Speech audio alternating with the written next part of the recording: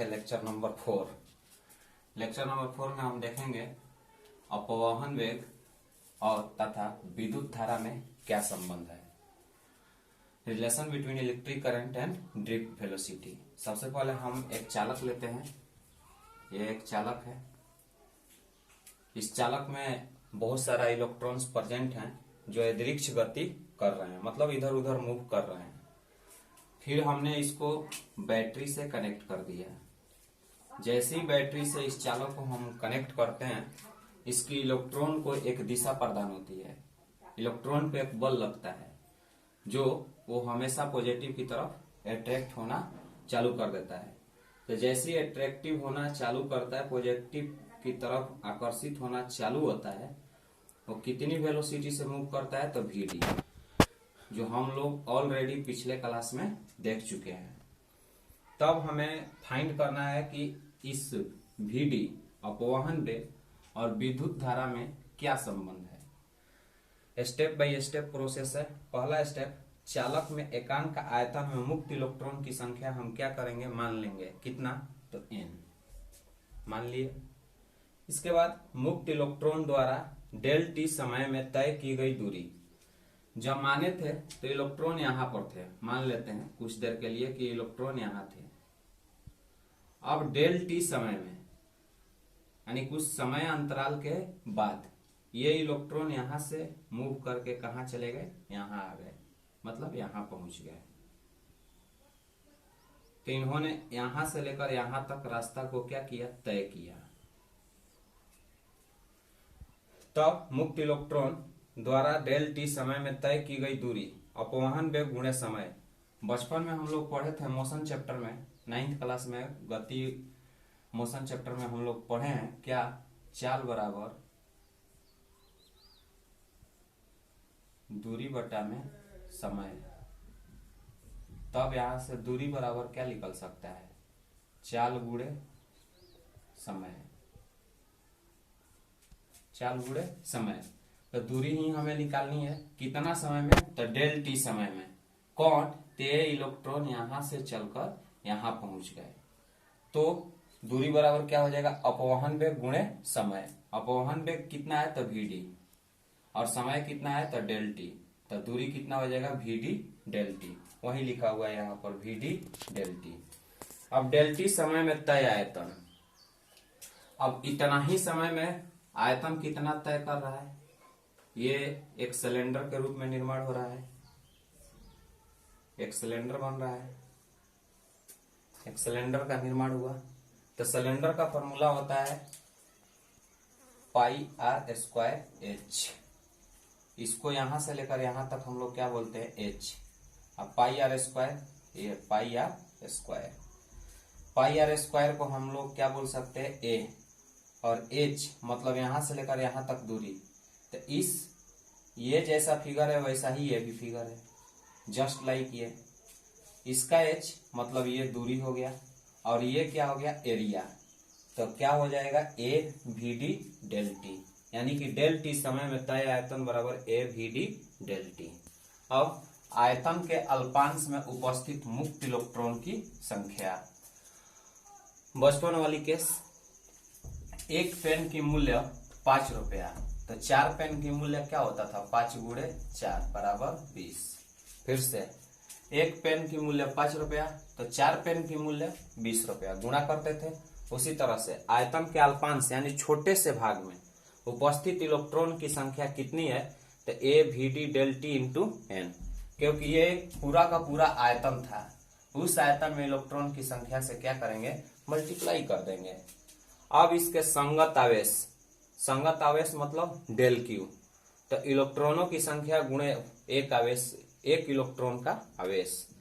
तो इलेक्ट्रॉनों की संख्या कितनी है, इतना, A N A V D del T into एक इलेक्ट्रॉन का आवेश कितना है, तो ई। हम लोग शुरू से ही मान के चल रहे हैं एक इलेक्ट्रॉन का आवेश क्या है, तो स्मॉल ई।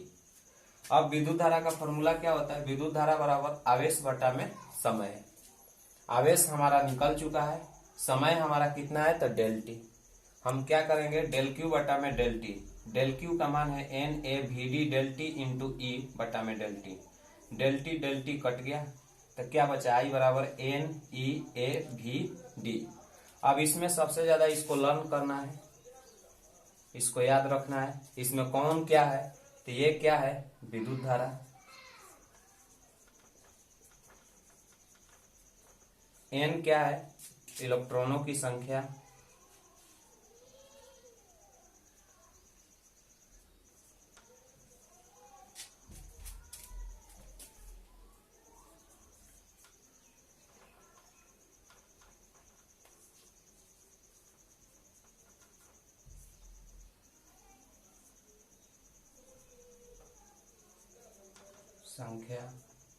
E क्या है, तो इलेक्ट्रॉन की आवेश।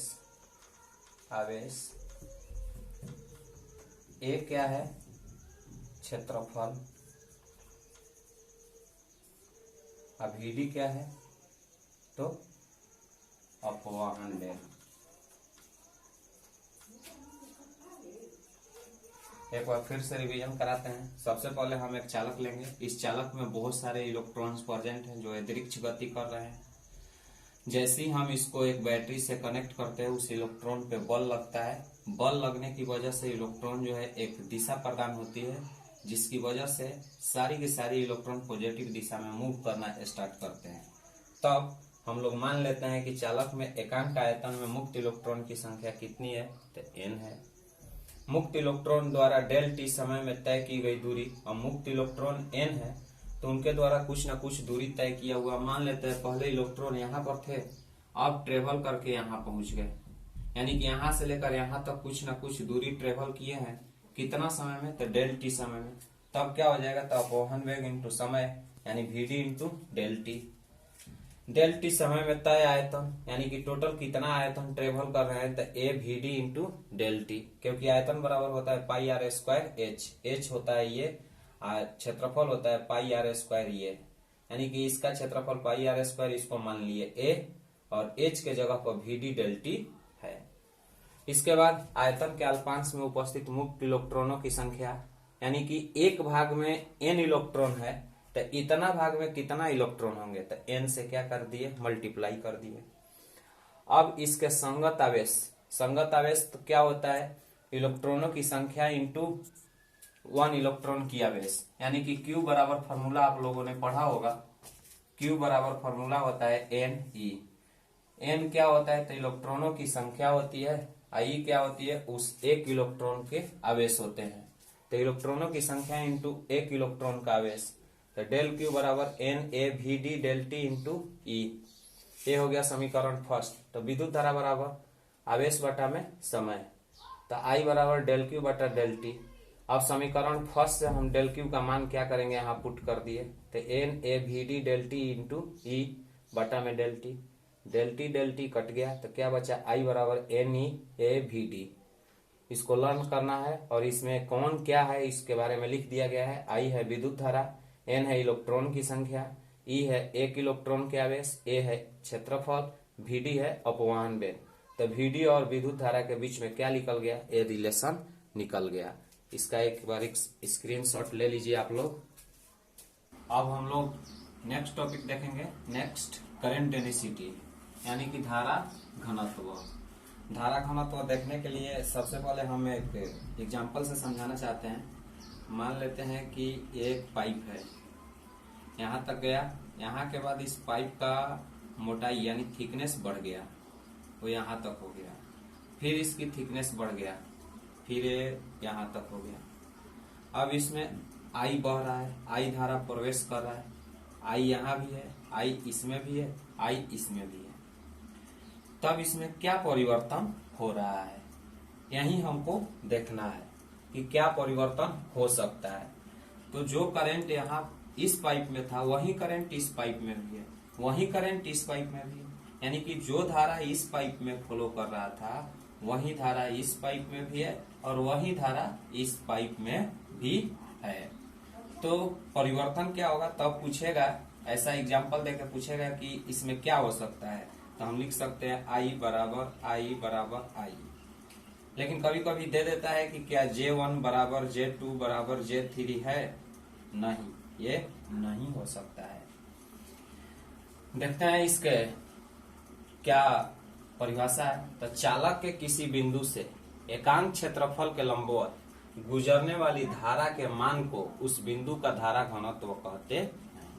फिर से, चालक के किसी बिंदु से, कोई भी चालक है उसके बिंदु से एकांक क्षेत्रफल के लंबवत गुजरने वाली धारा के मान को उस बिंदु का धारा घनत्व कहते हैं।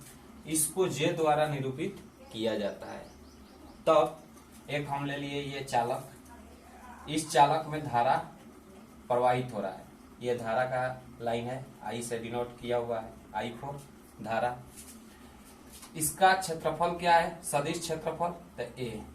तब हमारा फॉर्मूला बनता है धारा घनत्व बराबर धारा बटा में क्षेत्रफल। धारा घनत्व को डिनोट करते हैं किससे, जे से। धारा बराबर क्या होता है, आई, क्षेत्रफल बराबर ए। अगर ए बढ़ेगा, अगर ए बढ़ता है यानी कि एरिया बढ़ता है तो जे क्या होगा, घटेगा।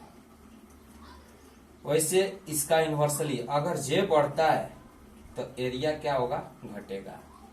फिर से अगर एरिया बढ़ती है तो जे क्या होगा, घटेगा। अगर जे बढ़ता है तो एरिया क्या होगा, घटेगा। यानी कि जे जो होता है इनवर्सली प्रोपोर्शनल होता है 1/, एरिया का। यानी कि एरिया बढ़ा तो जे घटेगा, जे बढ़ा तो एरिया घटेगा। इसको वेक्टर फॉर्म में हम लिख सकते हैं जे वेक्टर बराबर आई बटा ए वेक्टर। अब आगे करें कि इसका एसआई मात्रक एम्पियर पर मीटर स्क्वायर होता है। क्यों? क्योंकि आई का एम्पियर से मेजर करते हैं और एरिया को मीटर स्क्वायर में मेजर करते हैं। तो क्या हो गया, एम्पियर पर मीटर स्क्वायर। आगे कह रहा है कि जे एक सदिश राशि है, इसकी दिशा धारा की दिशा में होती है। यहां से पता चल रहा है कि जे एक कैसी राशि है, तो सदिश राशि है। क्यों भाई? क्योंकि इसकी दिशा जो होती है धारा की दिशा में होती है। अब एक और केस इसमें बनता है कि जब क्षेत्रफल ए धारा आई के लंबवत नहीं हो। पहला केस में यह था कि जब क्षेत्रफल ए धारा आई के लंबवत हो, यानी कि लंबवत है, तब क्या हो रहा है, तब जे बराबर आई बटा ए निकल के आया। अब कह रहा है कि जब क्षेत्रफल ए धारा आई के लंबवत नहीं हो तब, यानी कि इस चालक को हम कुछ इस तरह से रख दिए। जैसे एक एग्जांपल से समझाते हैं। मान लेते हैं ये एक चालक है। अब इस चालक को हम ऐसे रख दिए, पहले ऐसे रखे थे तो टोटली विद्युत धारा ऐसे पार कर जा रही थी। जब इस चालक को हम ऐसे कर दिए, इंक्लाइन मतलब ऐसे रख दिए, तो धारा तो आ रही है, पार हो जा रही है, आ रही है, पार हो जा रही है, आ रही है, पार हो जा रही है। तब क्षेत्रफल सदिश हम कैसे लेते थे, तब चालक के लंबवत, यानी कि चालक के लंबवत हम लोग क्या लेते हैं, क्षेत्रफल सदिश। तो चालक के लंबवत हमने क्या ले लिया, क्षेत्रफल सदिश। तब आई और ए के बीच में कोण क्या बना, थीटा। आई और ए के बीच में कोण क्या बना, थीटा। जब ऐसा रहता है, जब हम कोई एक ए वेक्टर है, इसका घटक यानी कि घटक एक ये हो गया, एक ये हो गया, तो जिधर थीटा रहता है उधर हम लोग क्या लेते हैं, ए कॉस थीटा। और थीटा के जस्ट विपरीत क्या लेते हैं, ए साइन थीटा। ए हम पीछे इलेक्ट्रोस्टैटिक्स में पढ़ चुके हैं। तो थीटा क्या हो गया, तो धारा आई तथा क्षेत्रफल सदिश ए वेक्टर के मध्य कोण। तब जे बराबर क्या फॉर्मूला बना, तो आई बटा ए कॉस थीटा। अब आई बराबर क्या हो जाएगा, तो जे इंटू इसको इस साइड लेकर आए तो मल्टीप्लाई हुआ, तो जे ए कॉस थीटा। आई बराबर क्या हो गया, जे वेक्टर डॉट ए वेक्टर। कब? जब अदिश क्षेत्रफल हम लोग लेते हैं, अदिश योग करते हैं, तो क्या होता है, जे ए कॉस थीटा चेंज हो जाती है किसमें, जे वेक्टर डॉट ए वेक्टर में। इसको हम लोग दूसरे भाषा में क्या लिख सकते हैं, तो जे ए कॉस थीटा। वही किया हुआ है यहाँ पर। इसको भी लर्न करना है, क्योंकि लर्न करने से ये फायदा होगा कि इस पे जितनी भी न्यूमेरिकल्स आएंगे उस न्यूमेरिकल्स को हम लोग आसानी से कर सकते हैं। ज्यादा नहीं, इससे 2 नंबर का क्वेश्चन पूछता है बोर्ड एग्जाम में, धारा घनत्व किसे कहते हैं। तो धारा घनत्व जब पूछेगा तो यहाँ तक हम लोग क्या करेंगे, डिस्क्राइब कर देंगे इसके बारे में। इसका एसआई मात्रक, ये कौन सी राशि है, ये सारे यहाँ तक हम लोग डिस्क्राइब कर सकते हैं बोर्ड एग्जाम में अगर पूछ दिया तो इसका स्क्रीनशॉट ले लीजिए। नेक्स्ट टॉपिक देखेंगे, relation between current density and drift velocity, यानी कि अपवहन वेग तथा धारा घनत्व में क्या संबंध है। तो इस संबंध को निकालने के लिए हम एक प्रीवियस टॉपिक में देख चुके हैं, धारा और अपवहन वेग के बीच में क्या संबंध था। उसके फॉर्मूला से हम अपवहन वेग और धारा घनत्व के बीच में संबंध निकालेंगे। तो हमने देखा था क्या कि I बराबर NEAVD एक फॉर्मूला निकल के आया था। किसके किसके बीच में संबंध आया था, तो अपवहन वेग और धारा घनत्व के बीच के संबंध का फॉर्मूला ये था। इस फॉर्मूला में हम I को डिवाइड करेंगे किससे, तो A से। I को जैसे ही A से डिवाइड किए तो बचा क्या, NEVD। I बटे A को हम लोग क्या बोलते हैं, J, यानी कि J क्या है, तो धारा घनत्व। जहाँ J क्या है, धारा घनत्व। तो J बराबर फॉर्मूला निकल के आया NEVD। इसको भी इम्पोर्टेंट है ये भी फॉर्मूला, और इसको भी लर्न करना है क्योंकि ये भी न्यूमेरिकल्स बनाने में हेल्प करेगा। इसके बाद एक और टॉपिक है नेक्स्ट, गतिशीलता यानी मोबिलिटी। गतिशीलता किसे कहते हैं, तो अपवहन वेग तथा विद्युत क्षेत्र के अनुपात को गतिशीलता कहते हैं। फिर से, अपवहन वेग तथा विद्युत क्षेत्र के अनुपात को गतिशीलता कहते हैं। इसको म्यू, ये क्या है, तो म्यू द्वारा सूचित किया जाता है। तब VD बराबर क्या फॉर्मूला निकल के आया था, हम लोग पिछला लेक्चर में देख चुके थे। VD बराबर -E कैपिटल E टाउ बटा में M। जब विद्युत क्षेत्र के दिशा में ही धारा की दिशा हो तो माइनस क्या होगी, यहां से हट जाएगी। जब विद्युत क्षेत्र के दिशा में ही धारा की दिशा हो तो यहां से माइनस क्या हो जाएगी, हट जाएगी। जबकि हम लोग देखे थे कि प्लस यहां था, माइनस यहां था, तो विद्युत क्षेत्र किधर थी, तो धारा की अपोजिट दिशा में।